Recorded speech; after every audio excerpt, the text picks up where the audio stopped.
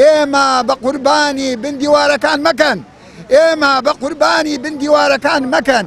توێژی خانە نشینان کە تەمەنێکی زۆریان لە پێناو خزمەتکردنی دام و دەستگاکانی سەر بە حکوومەت سرف کردووە و لە ڕۆژە ناخۆشەکانیشدا بە موچەیەکی کەم دەستبەرداری کاری خۆیان نەبوون. لە بەرامبەریشدا دەبێت حکوومەت ڕێز لە ڕابردوویان بگرێت و ماف و ئیمتیازاتی خۆیان پێ بدات. بەڵام حکوومەت لە ئێستادا ئەو مافیان لێ زەوت دەکات. ئەوانیش لە بەرامبەردا ڕۆژانە گردبوونەوە ئەنجام دەدەن و لە شاری هەولێریش ژمارەیەکیان لە بەردەم وەزارەتی داوای مافەکانیان کرد. لای هەموو لایەک ئاشکرایە کە هەر یەک لە مامۆستایانی خانەنشین و خانەنشینان بەگشتی دوای دەیان ساڵ خزمەتکردن کە مانگانەش بڕە پارەیەک لە موچەکانیان جێردراوەتەوە بە ناوی سندوقی خانەنشینی تاکو دوای خانەنشین بوون لەم سندوقا موچەی خانەنشینیان پێ بدرێت.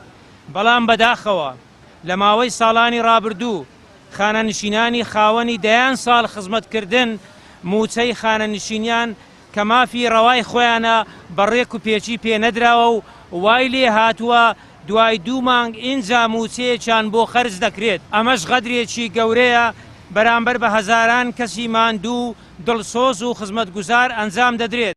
بەشێک لە مامۆستایانی خانەنشین بە بەرزکردنەوەی دروشمی جۆرا و جۆر ڕاستە و خۆ بە حکوومەتیان ڕاگەیاند ئێمە کارمان بۆ تۆ کرد و ماندوو بووین، تۆش لە بەرامبەردا موچەمان پێ بدە و گیرفانی خۆت لەسەر حیسابی خانەنشینان پڕ مەکە.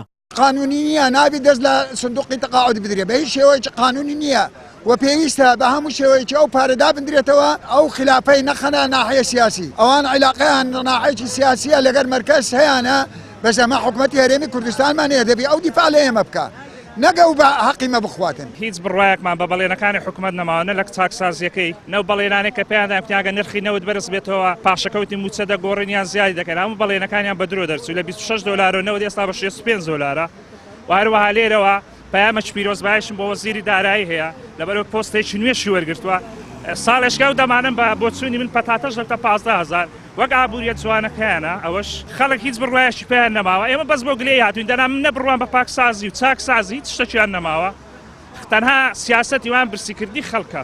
حکوومەتی هەرێم لە دوای پەیڕەوکردنی سیاسەتێکی هەڵە و ئەنجامدانی گرێ بەستە شکست خواردووەکانی تووشی قەرز و قەیرانێکی قوڵی دارایی هاتووە و بۆ پڕکردنەوەی خەرجیەکانیشی دەستی بۆ دامەزراندنی سیستەمی پاشەکەوتکردن برد کە ئەمەش بە هەموو شێوەیەک دوورە لە هەموو یاسا و پێوەرێک. شارەزایانی ئابووریش پێیان وایە دەبوو حکوومەت موچەی بندیوار و پلە باڵاکانی بڕیبە نەک خانەنشینانێک ساڵانێکیان لە خزمەتکردن بەڕێ کرد.